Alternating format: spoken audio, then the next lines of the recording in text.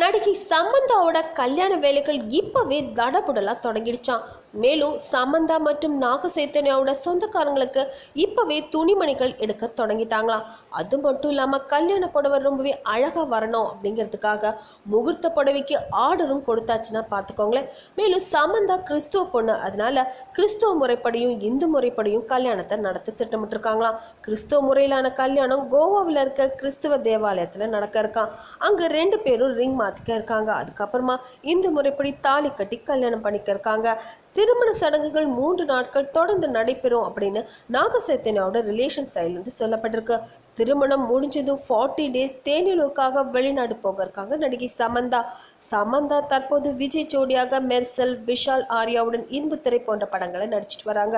விஜய் சேதுபதி, சிவகார்த்திகேயன் ஜோடியாக நடிக்கவும் ஒப்பந்தமாகியிருக்காங்க. அது மட்டும் இல்லாமல் 2 தெலுங்கு படங்களும் கைவசம் இருக்கிறதா சொல்லப்பட்டிருக்கு.